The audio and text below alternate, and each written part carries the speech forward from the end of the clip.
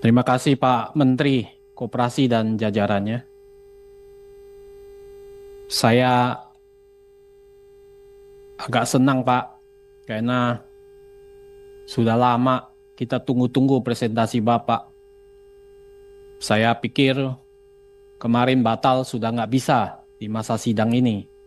Ternyata Pak Menteri datang. Dan pemikiran kami, kita pikir Pak Menteri lagi pusing, ya, dan ketakutan sehingga nggak bisa datang ke Laker karena dibatalkan mendadak. Ya. Jadi Pak Menteri, ada beberapa pertanyaan. Yang pertama adalah paparan capaian. Ini menjadi pertanyaan kami bahwa dari paparan sudah ada 45553 saya lihat di layar tadi. 54,26%. Ya, saya basisnya dari paparan. Tadi saya lihat, saya catat Pak Menteri. Memang kalau dihitung per detik bertambah terus, ya, bertambah terus.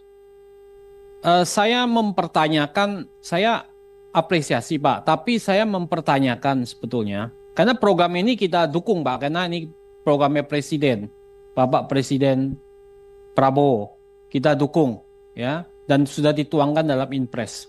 Tapi memang dalam implementasi kan banyak yang mempertanyakan Pak. Jadi yang pertama adalah soal efektivitas musyawarah khusus desa, ya, yang sudah mencapai 45.000 lebih Pak Menteri. Apa dasar Pak Menteri mengatakan bahwa ini sudah berjalan efektif?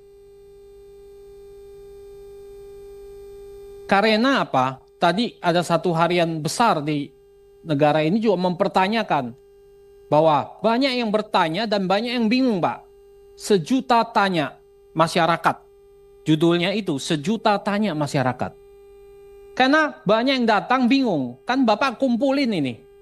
Bapak kumpulin, Bapak ngomong-ngomong-ngomong, omong-omong aja, kemudian di situ orang disuruh ngerti. Padahal nanti yang terjadi itu nggak ngerti Pak mereka. Nah kalau hanya Bapak kejar jumlah, kuantitas, bahwa ini sudah 45 ribuan titik desa dan sebagainya tanpa ada pengukuran, bukannya ini mubazir Pak, buang-buang dana anggaran. Nah saya pikir ini juga perlu dikaji. Ini perlu dikaji. Ya. Apakah Pak Menteri sudah tahu bahwa ini berjalan efektif atau tidak? Nah ini poin penting, ya. Kenapa nanti jangan-jangan nanti dasarnya dari hasil musyawarah ini semuanya baik?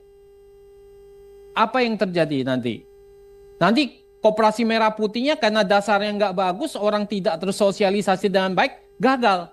Jadi hanya jadi Kopdes ini jadi macan ompong saja nanti. Nanti jadi sejenis kelinci percobaan di mana rakyat diuji coba, warga desa diuji coba di sini. Nah ini kalau ini gagal, ya asal muasalnya dari sosialisasi yang gagal. Ya, karena saya lihat sosialisasinya juga dalam pemberitaan itu tidak detail, ya tidak detail, hanya menjelaskan dasar-dasar. Banyak pertanyaan, saya baca di Kompas tadi pagi juga, banyak pertanyaan dari masyarakat. Ini dananya dari mana, digaji atau tidak, kalau lahannya nggak ada atau bagaimana. Banyak yang bingung sebetulnya. Tapi Bapak dengan gagah berani sudah mengatakan bahwa di sini, bahwa ini sudah maju terus 45 ribuan, sebentar lagi 50 ribu. Apa nggak diukur bertahap saja Pak? Ya, supaya tidak menjadi mubazir, tidak menyedot uang rakyat dan sia-sia uang rakyat yang dibuang-buang percuma begini. Ya. Nah, saya minta Bapak jangan panik mengejar 80 ribu ini. Jangan panik. Jangan kemudian karena kepanikan Bapak lari kemana-mana. Apalagi Bapak sekarang juga lagi nggak tenang pikirannya kan. Ya, diserang sana sini. Betul kan Pak? Tenang ya Pak ya. Ya. Tapi kalau tenang jangan fitnah sana sini Pak. Jangan fitnah partai kami Pak. Ini nggak bagus Pak, gitu. Saya lihat karena Bapak fitnah sana sini, Pak, itu Pak, Pak membuktikan. Prof, Pak Prof, kita fokus saja. Iya enggak, ini nyambung. Karena Ini itu nanti. membuktikan mental Bapak lagi panik. Gitu. Ini permintaan, ya. Jadi artinya apa? Tenang Pak. Kalau 80.000 tidak siap, Bapak ngomong ke Pak Presiden. Kami tidak siap, Pak Presiden. Nggak mungkin siap ini 80.000. Kalau hanya kosmetik saja 80.000 ini, ya nggak ada gunanya. Nggak ada gunanya Pak Menteri. Ya kan? Nah ini saya minta efektivitasnya bagaimana? Pak, mohon nanti diukur dengan pasti. Tadi udah banyak berita kan muat kan Pak Menteri tahu kan? 1.000.000 tanya Pak. Bukan 1.000. Bukan 100 tanya, 1.000.000 tanya Pak. Itu yang pertama. Yang kedua adalah soal model bisnis Pak. Saya cari-cari model bisnis Bapak sampai sekarang itu belum saya temukan Pak. Terus terang. Bapak tahu pengertian model bisnis itu seperti apa? Bukan yang Bapak paparkan Pak. Bapak kan sudah baca, Bapak pendidikannya tinggi juga, pengalamannya full gitu. Betul kan Pak? Ya, model bisnis apa yang Bapak ingin sampaikan? Di dalam itu kan nanti dibuat kanvas bisnis model itu. Betul kan Pak Wamen? Kanvasnya nggak ada. Coba Bapak baca teori-teori buku tentang bisnis model Pak. Bukan isinya cuma jenis, gerai-gerai, bukan begitu Pak. Kemudian kalau Bapak masuk ke wilayah yang bisnis yang nggak ada diferensiasinya, homogen, di situ yang terjadi red ocean Pak, bukan blue ocean, nanti perang. Perang harga samudra, bukan samudra biru, samudra merah Pak, penuh darah. Karena homogen, tidak ada diferensiasi. Nah bisnis model itu kita nggak dapatkan. Nah itu yang penting buat kita tahu model bisnisnya seperti apa. Apalagi Bapak ngomong di berita bahwa ini bisnis model, ini modelnya bisa minimal untung 1 miliar.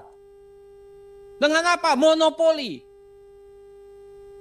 Bisnis apa yang sekarang 1 miliar dari 3 miliar dan 5 miliar Pak?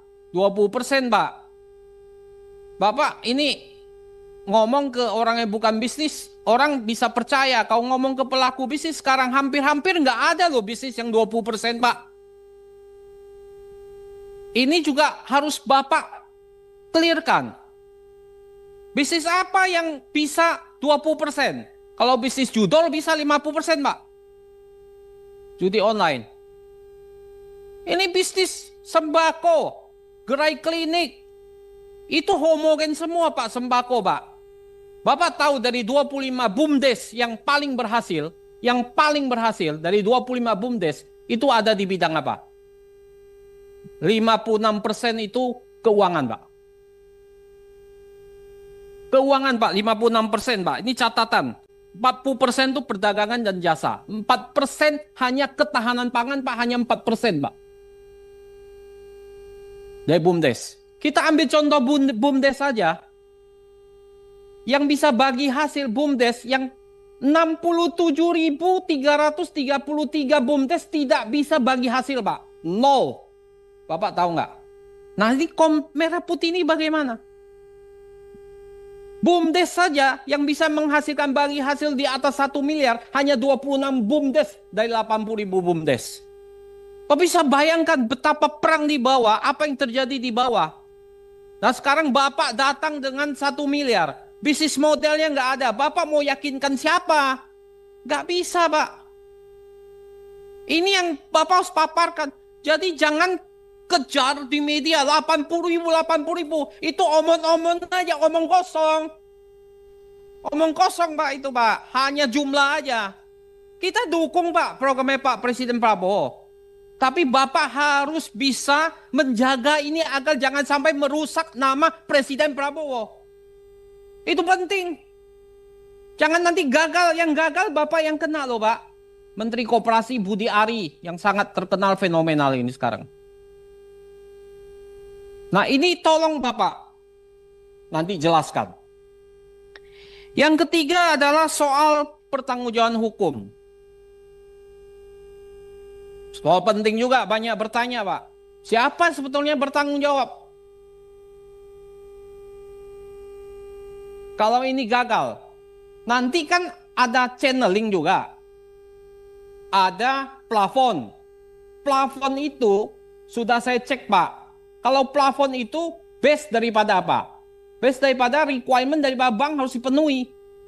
Nggak mungkin dia kasih plafon 3M semuanya dia cairkan. Berapa yang bisa memenuhi plafon 3M itu? Nggak gampang, Pak. Bapak bikin koperasi yang sudah ada, Bapak jadikan merah putih, itu juga kalau 3M belum tentu semua bisa dikasih, Pak. Sekarang kan kecil-kecil, Pak.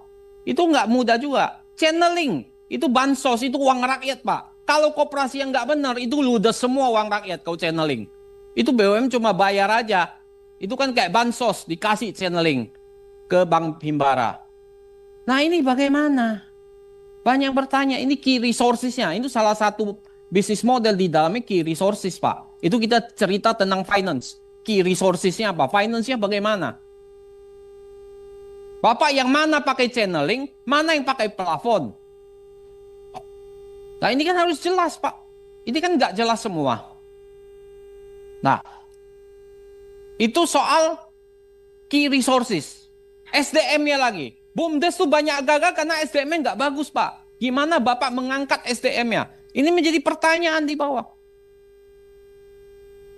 Jadi itu nggak boleh kita sembarangan, Pak. Ngomong, bunyi, asbun, 1 miliar pasti, kita monopoli, kita udah tahu persaingan bebas, kita monopoli di desa-desa, ini monopoli di sana. Bagaimana caranya? Ya. Nah ini yang kedua. Yang ketiga, saya minta tahapannya harus clear, Pak. Tahapannya, ini nggak ada tahapannya.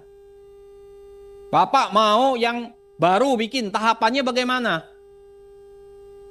Mau yang existing, tahapannya bagaimana? Kemudian mau yang revitalisasi.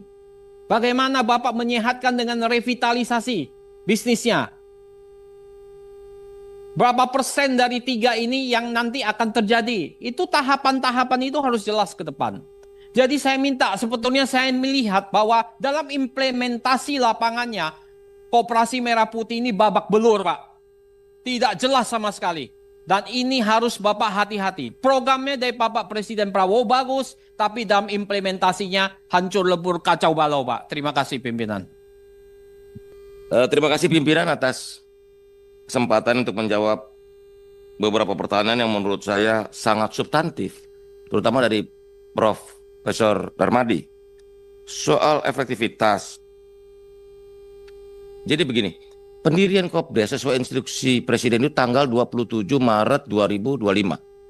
Jadi kalau dihitung baru sekitar 2 bulan. Termasuk juga Kepres nomor 9 tahun 2025 tentang pembentukan Satgas Kopdres Merah Putih. Inilah satu-satunya dan mungkin pertama kali di Indonesia urusan koperasi dikeroyok oleh 18 kementerian lembaga termasuk gubernur dan bupati wali kota. Jadi soal efektif, saya pikir ini memang kerja bersama. Dalam berbagai kesempatan saya selalu bilang Kopdres Merah Putih itu musuhnya 3. 1 ketakutan, 2 kecurigaan, 3 keraguan-raguan. Karena kita takut disiap nih orang desa. Curiga nanti ininya kepala desanya begini. Atau kita ragu-ragu. Menurut saya ini adalah langkah pamungkas untuk mengatasi ketidakadilan ekonomi yang sekian lama terjadi di Indonesia. Yang kedua, ini juga pertanyaan sering sekali saya ditanya sama banyak pihak. Itu angka 1 miliar per desa bagaimana ngitungnya Pak Menteri? Prof. Jadi menurut data termasuk dari Kementerian Pertanian, nilai tambah middleman rentenir tengkulak ini 300 triliun diambil dari desa. Dari mulai selisih harga sampai misalnya beli wortel 500 dijual ke kota 5.000. Nilai orang tengah ini terlalu besar. Jadi tidak adil buat masyarakat desa, tidak adil juga buat masyarakat kota. Jadi ketika saya bilang 1 miliar per desa ini untung, hitungannya begini. Kalau dari 300 triliun itu kita pangkas 30%-nya udah 90 triliun tuh. Dari efisiensi jalur distribusi yang kita bisa ciptakan. Yang kedua, Prof, begini Prof. Subsidi pupuk itu 43 triliun, Prof. Harga pupuk dari pabrik itu 2.300.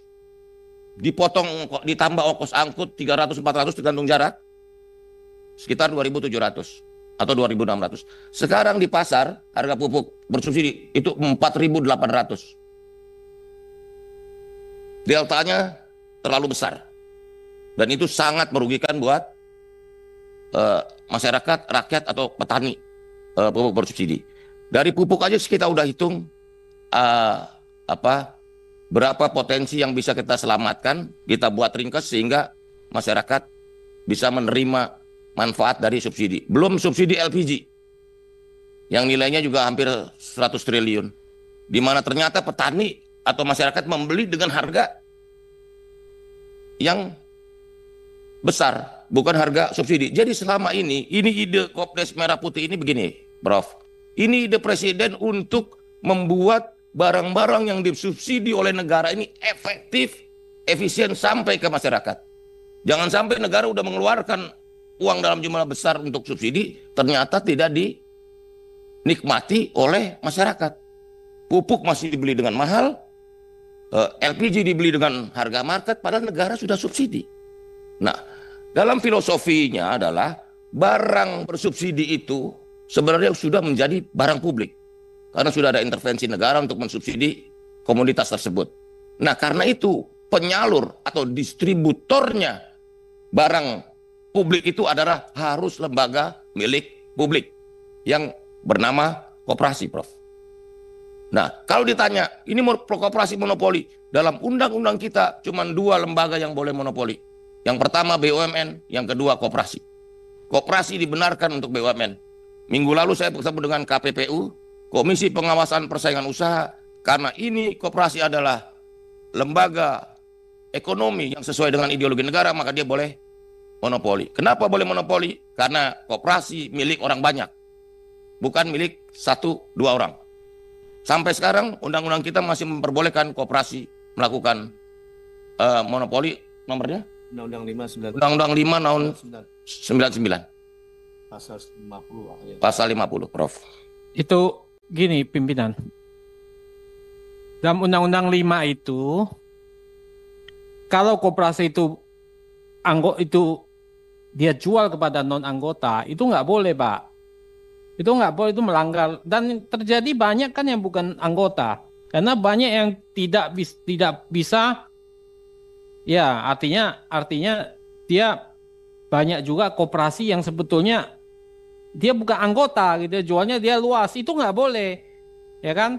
Apalagi kalau dia besar itu di situ. Itu Undang-Undang Nomor 599. Ya, yang pertama adalah pengukurannya, Pak. Ada nggak Bapak? Itu efektif. Bapak kan datang ke satu provinsi, kumpulin Pak Desa, menurut cerita nih, wah orang datang begitu banyak, ngerti juga kagak, Pak. Yang dia tanya ini uangnya mana? Itu aja, Pak. Yang dia tanya uangnya itu mana? Nah, ini orang ngerti nggak? Komprehen nggak? Ini loh. Nah, mana pengukuran Bapak? Ini kan Bapak hanya gegap gempita. Wow, begini 50.000 naiknya per detik nih. Kayak ini follower nih naiknya. Kayak bola ini apa yang follower banyak sekali. Setiap detik banyak. Naik 1.100. Efektif nggak nih barang? Orang gak ngerti, Pak, apa yang Bapak jelaskan. Itu yang pertama ya. Yang kedua, Bapak nggak punya bisnis model. Kenapa saya katakan bisnis model? Saya nggak pernah ngelihat. Bapak tahu yang namanya bisnis model? Kayak salah satunya Chankim Blue Ocean. Bapak tahu nggak? Nggak ada, Pak, bisnis model. Tadi Bapak menjelaskan, tapi bisnis modelnya nggak ada. Key resources-nya mana? Customer segmentnya mana? Streamline income-nya mana? Semua nggak ada penjabarannya, Pak. Itu yang saya minta, Pak. Itu ini kan banyak orang pintar nih, ya kan? Ya, iya. Nah itulah di media kan juga nggak ada, Pak. Itu kan 3 SKS, Pak. Ya. Ini kalau gini, sorry ya Pak, kalau Bapak masuk ini KMP semua bisnisnya homogen. tidak ada diferensiasi, yang terjadi red ocean, Pak. Ya kan? Maka ini harus dijelaskan kepada kami, gitu. Gitu Pak Menteri. Terima kasih pimpinan. Kali dialog dengan Prof. Darmadi ini karena lebih bisa menjawab banyak pertanyaan. Ini yang dikatakan Pak Asep tadi soal modeling. Ini kan tadi pembentukan, baru fase pembentukan. Kelembagaannya dulu. Bahwa sudah ada antusiasme dalam, misalnya soal kelembagaan ini kita jaga dulu apa nih? Minimal ada musyawarah desa khusus. Saya nggak mau forum mekanisme pembentukan Kopdes ini cuman omon-omon 10 orang jadi, enggak. Harus ada musyawarah desa khusus, oke? Yang kedua, dalam aturan kita, Pak Mufti ini juga menjawab pertanyaan Pak Mufti, itu kita udah jelasin, kepala desa, ex officio, ketua pengawas. Dan dalam pengurus koperasi yang jumlahnya 5 orang, tidak boleh ada hubungan semendah. Jadi istri, anak, nggak boleh jadi pengurus. Jadi nanti kalau ada dia, pasti akan kita batalkan. Gitu. Ini belum ada uang yang terlibat. Jangan. Pak Menteri menyambung itu, apa dasar prinsip Menteri Koperasi menyatakan bahwa ketua pengawas ex officio? Begini. Sementara menurut saya sebagai pemikir dan koperasi itu melanggar daripada prinsip-prinsip demokrasi koperasi. So, pengawas, pengurus dipilih oleh anggota. Koperasi itu prinsipnya dari dan oleh anggota. Anggota adalah pemilik dan pengguna jasa daripada koperasi. Itu. Apa prinsipnya, Pak? Karena gini, pimpinan, saya nyambung sedikit, Pak. Karena itu hasil pimpinan, izin sekalian dijawab, Pak. Saya minta nanti dalam RUU Bapak itu mencabut draft RUU yang akan disahkan nanti dan akan dibahas panja 1. Kepala pengawas mengganti kerugian. Itu ada di draft undang-undang. Itu saya nanti Bapak perjuangkan itu nggak boleh, Pak. Kenapa kalau setiap kerugian itu dibebankan pada kepala pengawas? Berarti kepala desanya yang bertanggung jawab. Ada, Pak. Ada, Pak. Ya. Saya sudah baca, Pak, mengganti kerugian, Pak. Makanya Bapak nanti pelajari, Pak. Saya sudah baca, Pak. Kita udah baca ya, Pak Mufti. Kita udah baca, Pak. Ikut bertanggung jawab.